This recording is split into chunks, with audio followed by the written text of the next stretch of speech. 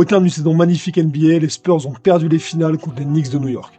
Malgré les regrets légitimes que l'équipe peut avoir sur ces finales perdues, San Antonio a fait déjouer tous les pronostics d'avant la saison, qui ne les voyaient qu'en play-in ou au bord du top 6 à l'ouest. Au lieu de ça, ils ont fini deuxième, avec plus de 60 victoires, et ont battu le tenant du titre OKC en finale de conférence, dans un match 7 dont ils se rappelleront pendant de longues années. Leur run de playoff leur aura ainsi permis de tirer des conclusions sur leur effectif actuel, et de réaliser dès maintenant ce qui leur a manqué pour gagner ce titre NBA.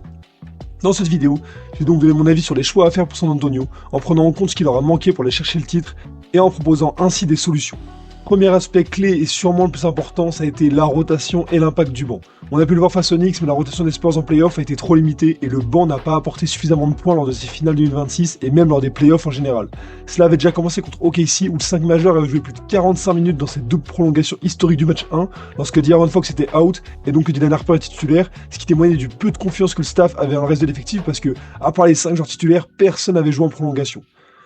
Ce gros problème est symbolisé par un joueur, Keldon Johnson, qui a vu ses stats drastiquement baisser lors des playoffs. Lui qui était le Six Man of the Year NBA sur la saison régulière n'a eu que peu d'impact et largement moins de minutes de sortie de banc sur tout le run des Spurs.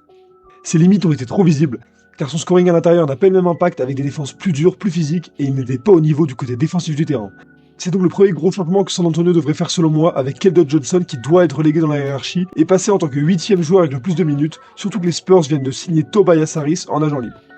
Tobias Harris prendrait donc les minutes de Keldon Johnson en tant que 6ème ou 7ème homme, avoir le rôle de Harper ou comment Champagny et Vassell jouent en saison régulière. Tobias Harris c'est un meilleur shooter qui peut créer plus d'espace que Johnson dans un contexte de playoff où il a plus d'expérience. C'est aussi un bien meilleur joueur de post-up pour apporter du scoring basique et des positions dans la raquette dans des moments clés, tout simplement. Ce qui a manqué aux Spurs contre les Knicks, notamment dans les fins de match, dans les fins de carton, c'est également un scoreur plus fiable et plus régulier hors du banc comme titulaire que Keldon Johnson, et un joueur globalement plus intelligent sur le terrain, surtout du côté défensif, là où Keldon Johnson justement prend beaucoup trop de fautes inutiles comme on a pu le voir sur les playoffs. C'est pour ça qu'il était très souvent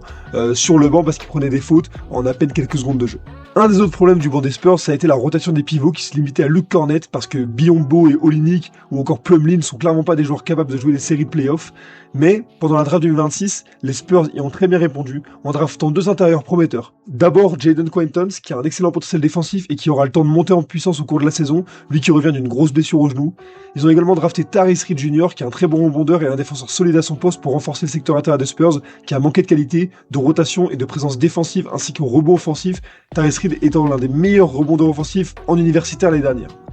Sur cet aspect-là, donc, les Spurs ont apporté des réponses qui vont avoir un impact dès la saison prochaine, tout en espérant que ces joueurs soient encore plus performants dans les années suivantes pour que la dynastie des Spurs vraiment se crée avec eux. Dernier aspect de cette partie, mais qui sera vraiment à suivre, c'est que les Spurs doivent absolument continuer à développer Carter Bryant. En effet, il pourrait vraiment être un joueur idéal dans les futurs post-season de San Antonio, car son potentiel défensif, mais aussi son niveau tout simplement défensif actuel est déjà impressionnant, et qu'il a montré des flashs de scoring, notamment à 3 points, assez intéressants. Ainsi, s'il devient un joueur capable de mieux drive balle en main et de shooter de manière régulière, avec son physique, ses qualités athlétiques, il sera une rotation majeure des Spurs et un joueur idéal dans un contexte plus physique tel que les playoffs où son profil de joueur est opportun. Deuxième aspect de cette vidéo sur lequel les Spurs doivent absolument faire un choix, c'est la question entre Dylan Harper et De'Aaron Fox. Je n'ai pas beaucoup évoqué Dylan Harper en parlant du banc des Spurs juste avant, car le sujet mérite une partie à lui seul. Harper a effectivement été l'un des seuls joueurs impactants en sortie de banc, et quel impact cela a été. Il a été, selon moi, et même statistiquement, l'un des 2 meilleurs joueurs des Spurs sur les finales NBA face aux Knicks, voire le meilleur. Plus généralement, son run de playoff était excellent, avec des moyennes de 14 points, 6 rebonds et 3 passes décisives, et surtout une pénétration dans la raquette et une efficacité près du cercle impressionnante. Il a encore une énorme marge de progression, notamment à 3 points, où les flashs et les quelques matchs où il scorait bien montrent un potentiel d'évolution très fort, ce qui ferait potentiellement de lui l'un des meilleurs scoreurs de toute l'NBA déjà à cet âge-là, si son 3 points passe un step. De l'autre côté de la question, il y a De'Aaron Fox qui a été extrêmement décevant, notamment en finale, pas efficace, peu présent dans le clutch là où on l'attendait et là où les Spurs l'ont fait venir pour ça, et surtout l'image des finales, l'image même des playoffs, qui se lay-up à 10 secondes de la fin dans le Game 4, qui sera l'action la plus marquante des finales malheureusement, du mauvais côté pour San Antonio. En partant de ce postulat-là, beaucoup de gens veulent, légitimement ou pas, un trade de Fox pour placer Harper et Castle en tant que backcourt titulaire et pour se débarrasser de l'élan de contrat de De'Aaron Fox qui arrive, mais je ne suis pas tout à fait d'accord. En effet, je pense pas qu'il faille le trade tout de suite car déjà sa valeur est au plus bas donc on n'en récupérait pas grand chose et surtout il permet une rotation de très grande qualité au backcourt avec Castle et Harper justement ces 3 meneurs qui peuvent jouer 1 et 2 à peu près tous, ce que peu d'équipes peuvent aller chercher et ce que peu d'équipes peuvent se permettre surtout en playoff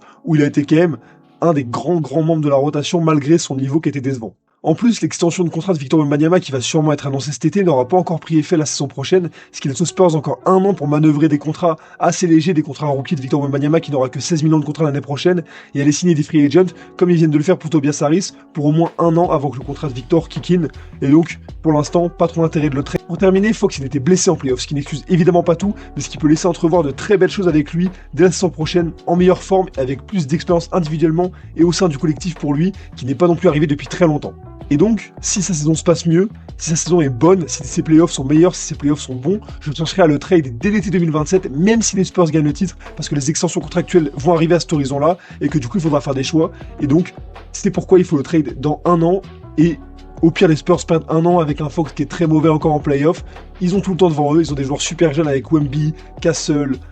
Vassell, Harper, Champagny, bref tout ça, donc pas de problème. Enfin, troisième et dernière partie de cette vidéo, c'est qui est peut-être la moins importante parce que les Spurs y ont déjà en partie répondu avec Tobias Harris, mais est-ce que les Spurs pourraient pas aller chercher encore une dernière option scoring en signant un autre free agent? Et une option peu probable mais qui serait selon moi ultra cohérente, ce serait que LeBron James signe à San Antonio, lui qui vient d'annoncer qu'il ne retournerait pas aux Lakers. Donc pour la dernière année de sa carrière, est-ce qu'il irait pas à San Antonio pour apporter son expérience, pour apporter sa maîtrise du jeu en fin de match, pour apporter énormément de choses des deux côtés du terrain, son playmaking, sa création d'espace, bref, pour apporter la pièce manquante idéale qui a manqué effectivement aux Spurs pour aller remporter le titre NBA. Ça serait exceptionnel, ça serait vraiment le contexte parfait. En plus, il a dit qu'il était ouvert à tout, même si j'y crois peu, mais ça serait quand même exceptionnel. Voilà les mecs, c'est la fin de cette vidéo, n'hésitez pas à me dire ce que vous en avez pensé, n'hésitez pas à me dire ce que vous voulez voir vous, ou ce que vous voyez de réaliste pour l'off-season des Spurs, qu'est-ce que vous pensez de LeBron, qu'est-ce que vous pensez de De'Aaron Fox, dites-moi ce que vous pensez de tout ça, ça m'intéresse énormément. On se dit à bientôt pour une prochaine vidéo, salut les mecs, que Dieu vous bénisse.